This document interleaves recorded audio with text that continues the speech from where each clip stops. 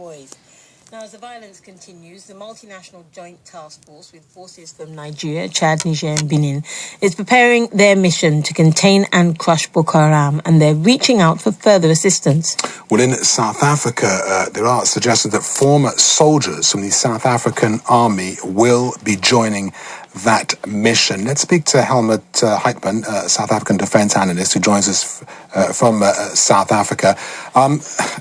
The country's defence minister says these people are simply mercenaries who should be arrested on their return back to the country. I mean, the government's clearly not impressed with this.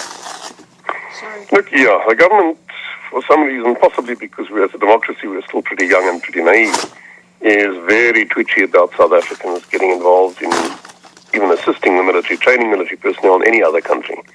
And some time ago passed what's colloquially known as the mercenary bill, which makes it compulsory to get a permit to do anything at all in that nature, up to and including even rendering medical assistance or providing emergency relief assistance in a country that the government deems a zone of conflict.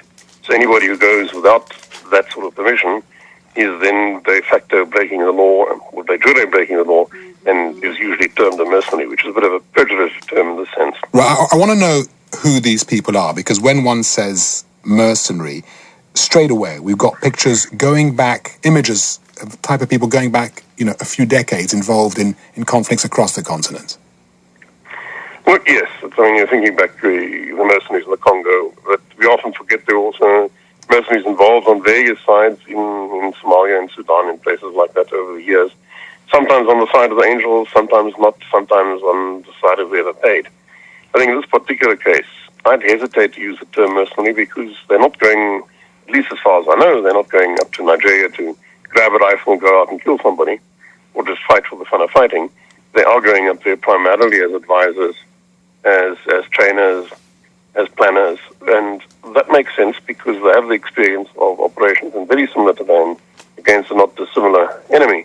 I think if we look at what Boko Haram has been doing, you're certainly on the side of the angels if you're fighting against them, even if you get involved in fighting. I don't think these guys, most of them at least, are going to be involved in fighting, except in the sense that a good training officer does go with the troops that he's trained. These former soldiers are going. Has there been any formal, official offer of help from the South African government to Nigeria? South Africa as such not, but I believe President Zuma did propose that the new standby force, which is not the African standby force as such, but this new ASERC force, the African capability for immediate response to crises, that be employed in Nigeria, and that apparently the Nigerian government turned down.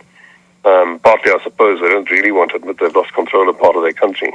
And it's one thing to deal with neighbors who have a similar problem. It's another different thing entirely to have a continental standby force come in and resolve your problems, or help you deal with your problems inside your own backyard. So they turned that down. But South Africa per se has not actually offered assistance. How does this fit into the relationship between both countries? Look, that relationship has been rocky for some time. Partly, I think, because they're the two big economies, so they're competitors and flexing their muscles at each other. Partly because Nigeria sees South Africa as a newcomer on the scene, really, in only the last 20 years, and who are we to say anything?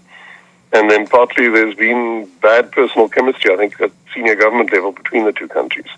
Now, this, South Africa proposing sending in ASERC, I think, probably offended the Nigerians. They've now hired these people, also we gather. The South African government has made rude noises about that, terming them mercenaries, saying they should be arrested and thrown in jail. So that'll cool things down some more. And I think it'll take a while before those relations improve. It's not fatal, but certainly not good. Thanks for your time today. Helmut Heitman, South African defence analyst.